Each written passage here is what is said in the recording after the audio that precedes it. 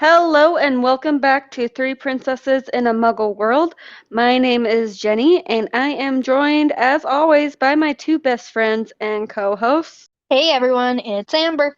And Kasey, welcome back. Welcome back. Yay. So the question on everybody's mind is, are we going to talk about the Pixar theory tonight? And the answer is no. But that will be coming back soon, and I have been doing research on it, and my brother-in-law has been helping me do research on it. So maybe I'll be more prepared next time. I'm trying to do research and I'm still like, it's over my head. So, and I'm sure a lot of you feel the same. So, you get a little more time to figure out what the heck is going on before we come back with part two. But we still have a special episode for today because today is, or at least the day this episode drops, is Father's Day. Yay. Woo! We sound so enthusiastic. Yeah, we do. But in truth, no, we are really excited for Father's Day. And if you guys will remember what we did for Mother's Day, we are doing the same thing for Father's Day, which is all three of us picked one Disney father and one Harry Potter father. And we're going to discuss them and what makes them such a great father. And father figures. And I think, I can't remember who said it last time, but being a parent does not necessarily mean you are a father, and the reverse. Just because you don't have a child does not mean you aren't a father figure to somebody. And that kind of comes into play with some of my characters. So it's not just a celebration of fathers, but also the men in your life that have provided you that father figure for those that maybe don't have a father. So Exactly. so without further ado, Amber, since we always do alphabetical order, would you like to go first? Sure. I'll start with my Harry Potter dad, which I chose James Potter. And well, we don't know a whole lot about him, especially about his time as a father, because he was killed when Harry was very, very young. We do know from the little bit that we do know about him, he would have been a great father. And he would have raised Harry in a wonderful way. And I believe that Harry would have had a very happy life with James as a dad. I agree. And I think, again, the little that we do know, he was an incredible father. I mean, he sacrificed himself to give Lily a brief moment to get away. He had no wand to defend himself, going up against one of the darkest wizards of all time. And he still stood right in front and said, go, take Harry and go. So that to me, that just shows how loving and caring of a father he was. And it's real unfortunate that we didn't get, and that Harry didn't get to have more of that in his life. But just from that brief knowledge that we do know, he was an incredible father. Absolutely. Yeah, and I totally agree with that too. I think it's such a crime that we don't really get to see, first of all, Lily and James growing up at all, because I still want my Marauders series, okay, guys? I want it really bad. But also that we didn't get to see them being parents, because I just think that would have been such a great show, book, whatever. I've seen different things on TikTok about like different people's ideas, but James Potter as a father, I think, would just be hilarious for one thing, but also just like he would do an amazing job. Yeah.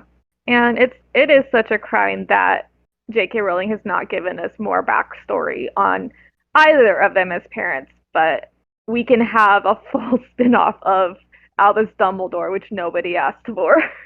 And we can have Cursed Child, which no one has ever asked for. But we can't have more background on, the Marauders, James and Lily together and separate from each other. We can't have that knowledge, no. Yeah, I agree. Like, don't get me wrong, I actually really like Fantastic Beasts, and that what I've seen. I haven't seen the most recent one, but I like the first two. But I do agree that like nobody really asked for that, where there's been so many people who have asked for the Marauders. Yeah. I can even see like Daniel Radcliffe like being James Potter, now that he's older. I feel like he could pull it off. Yes and no. Like, I think he would do it really well. But again, James is supposed to be, what, 21 years old? Like, it's Yeah. time. Yeah.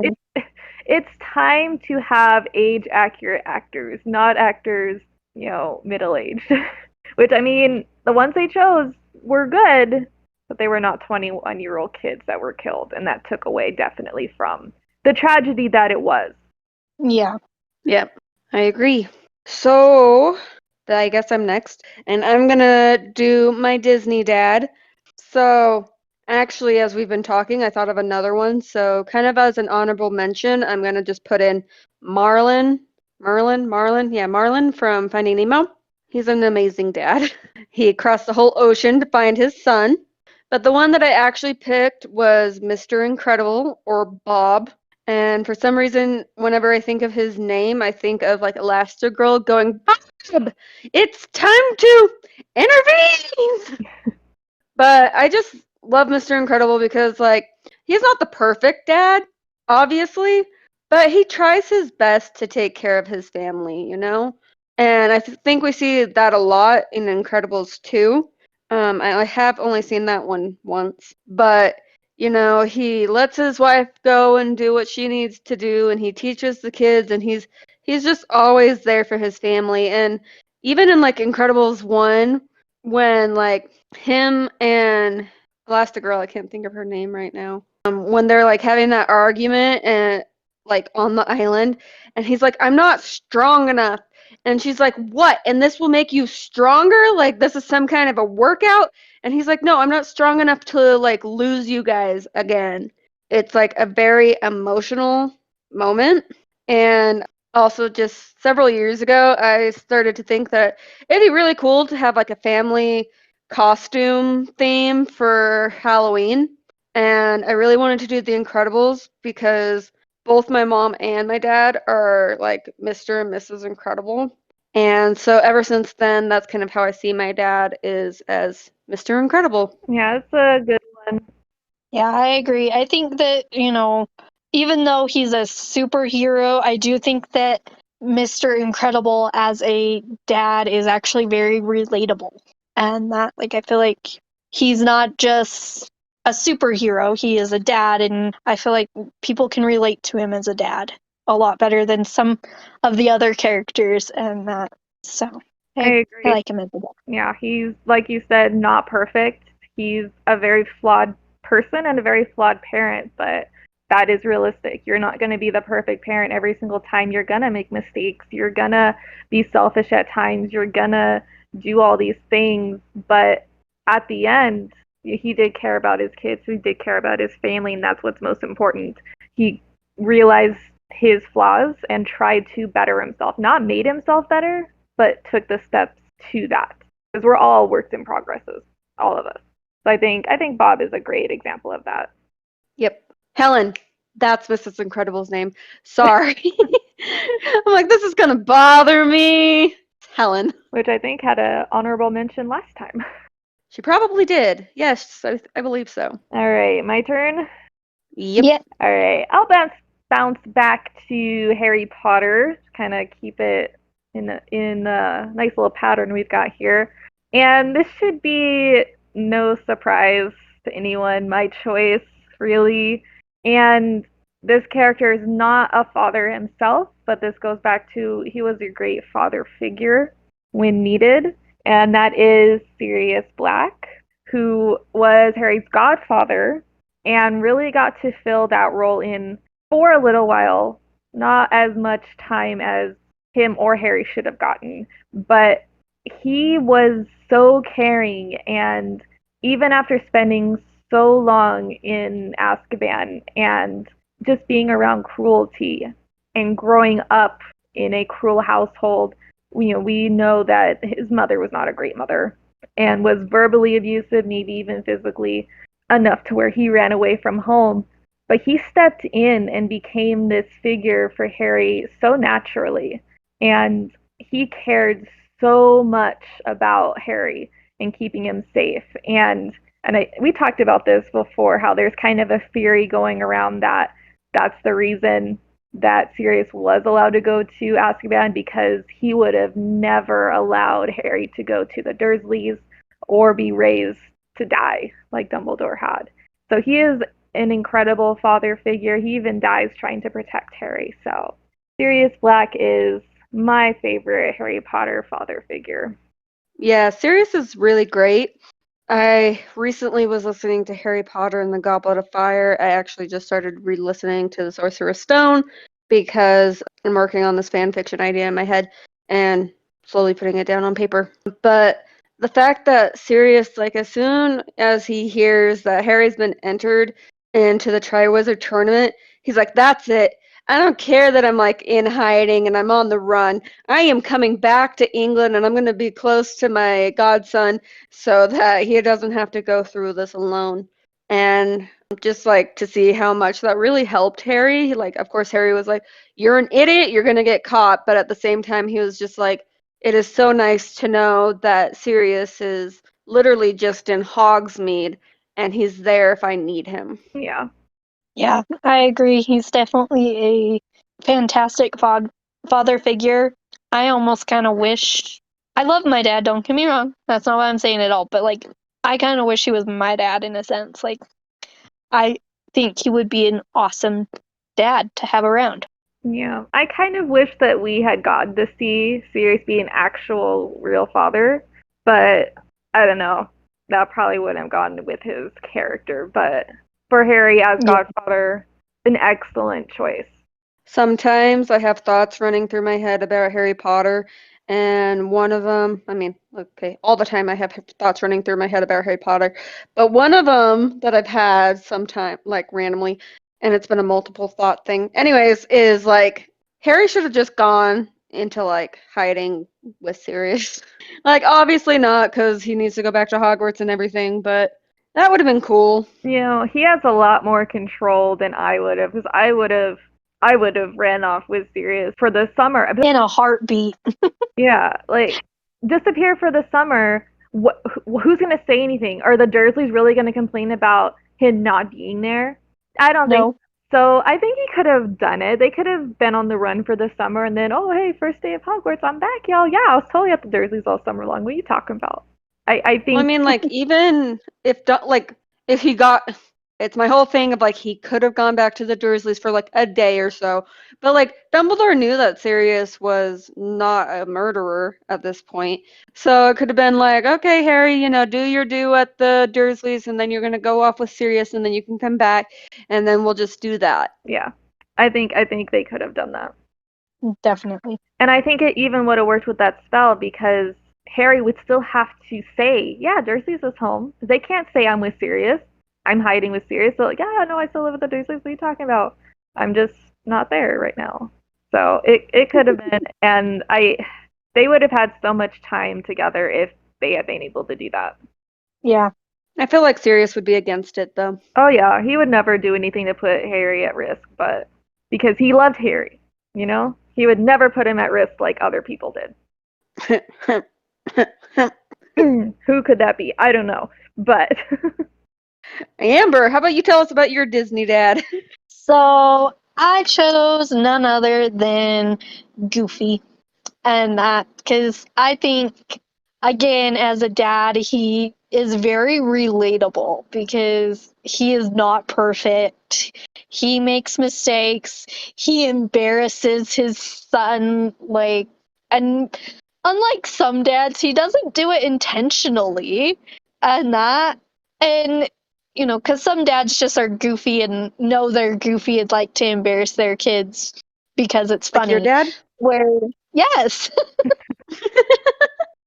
and versus where Goofy doesn't totally mean to be that way. Like he doesn't like go out of his way on purpose to embarrass his son, but like most kids, Max is definitely embarrassed about his dad and some of the mistakes his dad makes. But I just feel like as a father figure, he is very relatable and he's funny. And I love Goofy.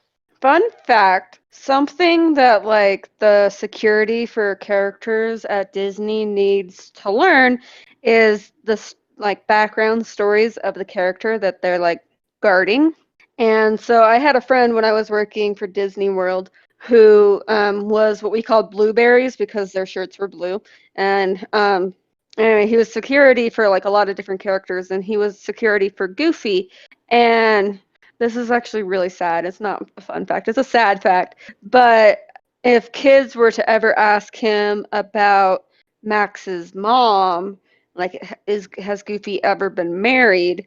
The story was Max's mom's name was Mrs. Goof, and she died, I think, like in a car crash or something like that. And Goofy doesn't like to talk about it. Well, that is depressing. Another fun fact, if a kid ever asks, what is Goofy's favorite food? It's birthday cake. No, it's not. It's hot dogs. Sorry, He is a dog. I've watched way too much Mickey Mouse House. Their favorite food on there is hot dogs. They have a whole dance at the end of every episode about how much they love hot dogs. Hot dog, hot diggity dog. I saw a TikTok video of where this little boy that's like 4 or 5 years old, as he was walking around Disneyland or Disney World, I'm not sure where he was at, but every time he saw one of the classic characters, he would ask them to do that dance. Oh, that's so cute. It was adorable. I was like, oh my gosh, I love it. So, However, I do have to agree with you because Goofy is an amazing dad. I love the Goofy movie, and I love the Extremely Goofy movie, and I love like the Christmas shorts that have like him and Max. yes, I love those. They're all really To be honest, I don't know much about Goofy. I don't know if I've seen the movies. If I have, it's been a long time. But he sounds like a good father. Yeah, he's a great dad. You should watch at least the first Goofy movie because the soundtrack is fire. Like, It is. the other day I was walking around a park on my lunch break, and these two guys that were older than me were like riding their bikes, and they were blasting on their stereo Eye to Eye from the Goofy movie, and it was the best thing ever. You love it. If those random guys are listening to this, you're awesome. Okay. Okay, so back to Harry Potter. Because my whole family is redheads, we would all be Weasleys. And so that's why I picked Arthur Weasley. Really? No. I picked Arthur because he's just awesome. I also was going to pick Hagrid because I almost Hagrid. let's be honest, he's an amazing father figure. Yeah. But no, I did pick Arthur Weasley. And I mean, there's so much to say about Arthur Weasley. He is a great dad. Like, he cares about all his kids. He kind of is a kid himself. That's what my mom says about my dad. She doesn't just have 4 kids, she has 5. And he's also like, he's very protective of his family, and he really loves his wife. And he like takes these strays in and just makes them pretty much his own kids. Like, Arthur shows up at the breakfast table. Not Arthur, sorry. Harry shows up at the breakfast table, and he's like, and who are you?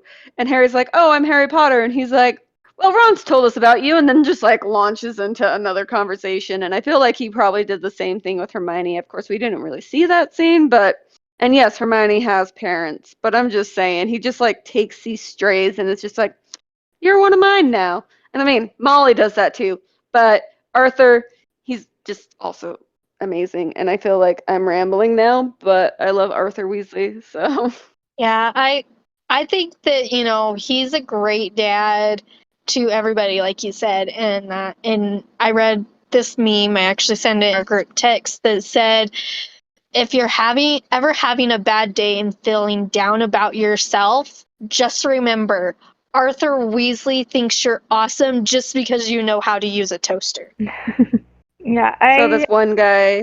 No, sorry, you go first, Kasey. I was just going to say, I agree. He's an incredible father, and he's been consistent with Harry.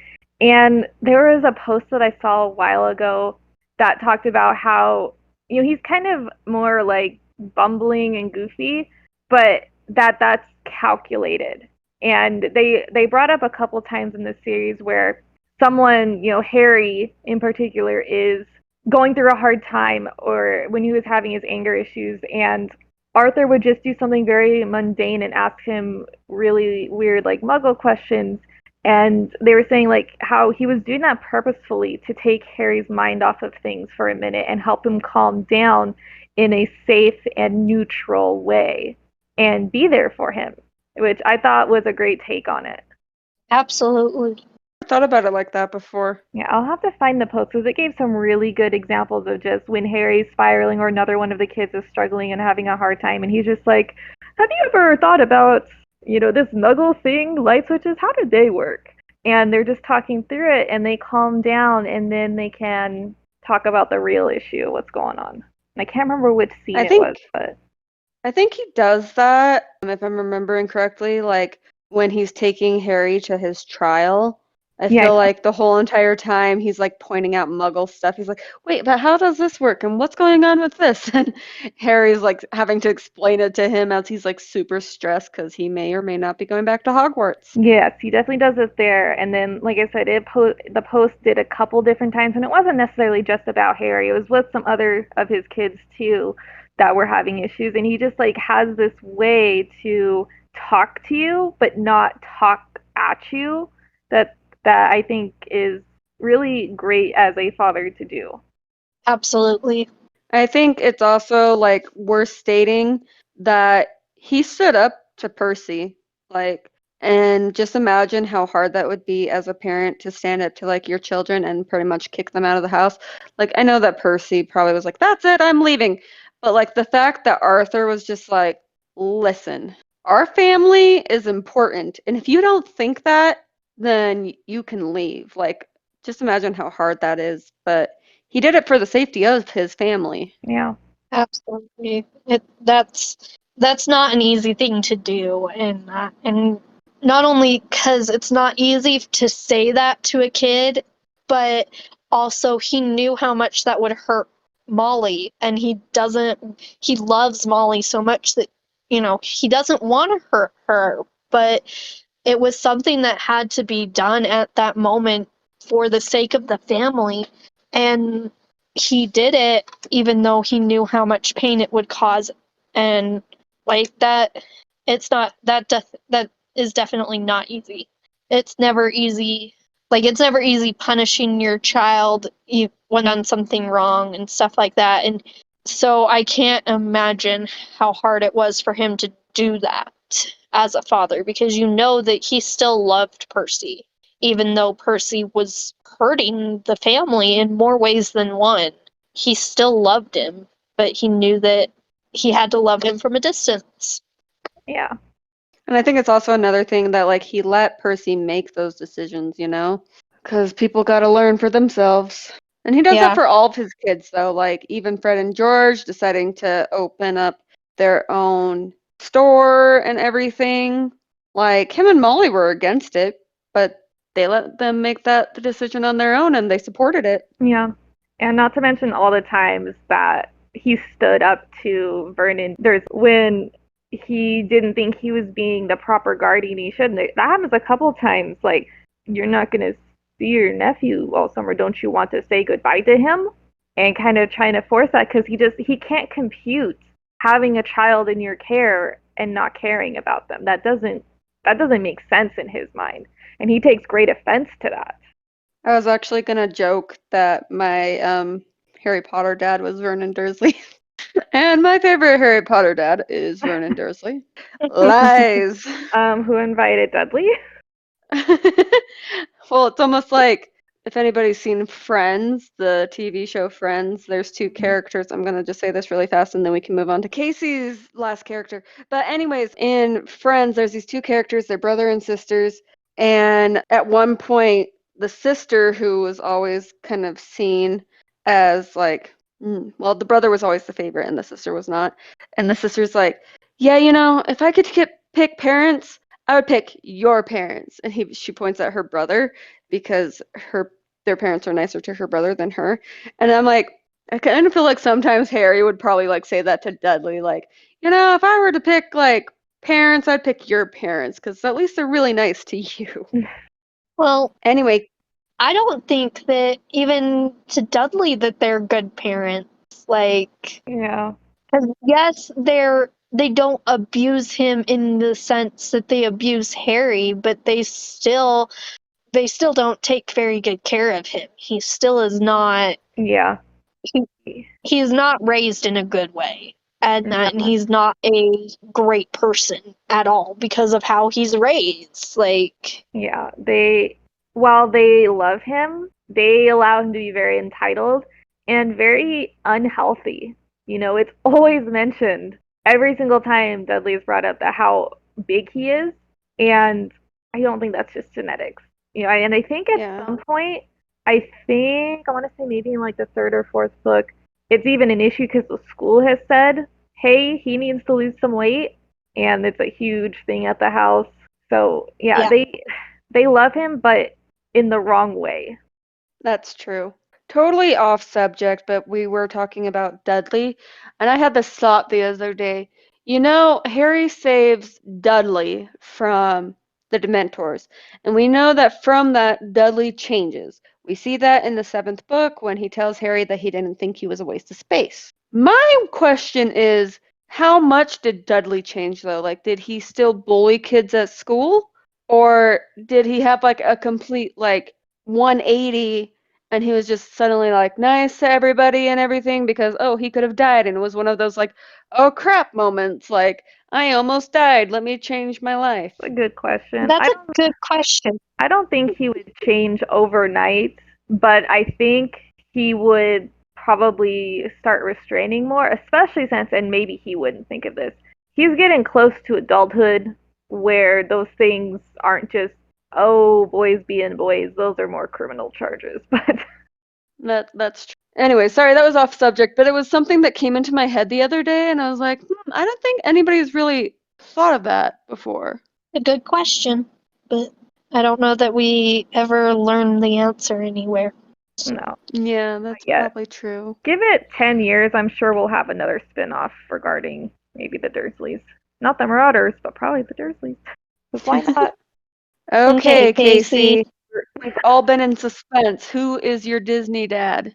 You were like right on timing. You said that at the exact same Yeah. time. So I just like for Mother's Day, I'm kind of cheating, and it's not strictly Disney. I am once again entering the Marvel Universe because I don't think we mentioned it this time around, but Disney parents are few and far between. They kind of have a bad rap, and I feel like fathers even more so. Most of the fathers are gone or dead long before the story takes place. So it's hard to find a good Disney father other than the ones we've already mentioned. So I'm in Marvel, and I chose Scott Lang, who is Ant-Man, and he is another dad that is not perfect. When we first meet him, he's in jail. He's in prison. He did a not great thing. He went to prison for stealing from his boss. Though he had good intentions, it was a Robin Hood thing. He still wasn't a great person. He made some mistakes. He had flaws. And unfortunately, he missed out a lot on his daughter's life by being in prison. So once he got out, he was like, that's it. I'm turning a new leaf. I am not going to go back to my old ways because I want to be here for Kasey. That's his daughter. That was his number one priority. And the only reason he got into the whole Ant-Man thing was kind of, sort of, blackmail-esque. He kind of got tricked, though his motive was to provide for his daughter. And then it just kind of spiraled. And it really breaks my heart. Spoilers for anyone that hasn't watched the last couple Marvel movies, but he gets stuck in the quantum realm during the snap after Thanos takes away half of the world. And he misses out on so much time again with his daughter. When he comes back, she's almost full grown. And that just kills me that his daughter is his one priority in life, and he tries so hard to get his life back on track for her. And he missed out on her younger years, and then he missed out on most of her teenage years. And that's so sad to me. But he is a great father, and I'm sure we're going to continue to see that. In the next one, I believe there's going to be a third Ant-Man. But yeah, Scott Lang, that's my Disney dad. So, something that I was thinking about as you were talking is like how perfect of a dad he is for his daughter, Kasey, because like I can't remember, it's like that ugly looking bunny. I was gonna say banana, and it was gonna come out as it's a bunny. Anyways, and she's like, "It's so ugly. I love it." And so like he's just such a perfect dad for her. And then I was thinking about like all the other dads that we've named, as well as um my dad and Amber's dad and Case. Depending on different subjects, I know that I can turn to my dad. Like usually when Disney's involved, I turn to my dad, but also when like crazy weird stories happen, like at work, because I've worked in hotels and I work at a bank, I know that I can turn to my dad because he likes crazy and weird stories, whereas my mom might think some of them are just a little too spooky. um, but like just knowing that like my dad is there for me is amazing. And I know that not all fathers are able to be there for their kids all the time, and I think that's proven in Ant-Man. Yeah. But like knowing that if he could be there, he would Yeah. be there. Like he couldn't always physically be there for Harry, especially the 12 years that he was stuck in Azkaban. But as soon as he got wind of a way to protect Harry, he was out of Azkaban just like that. Yes. I agree, and especially with Ant-Man and Sirius. I like what you said when you said that you don't know how much time you're going to have with them. And I think that's why it's so important, and we see this, to make the time that you do have with them as special as you can. And, with Scott, he's on house arrest after Civil War. He literally can't leave his house. But he tries to make the best and spend as much quality time with Harry as possible. So, you never really know how much time you're going to have with your dad or your father figure in life. So it's real important to make the most of the time that you do know that you have with them. Exactly. Yeah, I agree. And, happy Father's Day to all the dads out there listening to this. And just remember to never take the time you have with your family for granted. Yeah. And for all those who are not fathers, please reach out to those who are your father or your father figure and let them know how much you care. I feel like a lot of times dads are taken for granted, moms get all the credit, but remember that those people in your life who are your dad or your father figure, they're there and they need some props too. All right. Happy Father's Day, guys. Let us know your favorite Disney or Harry Potter fathers down below. And again, share the love with your favorite dad or father figure in your life. Have a magical week. And until next, bye. Peace.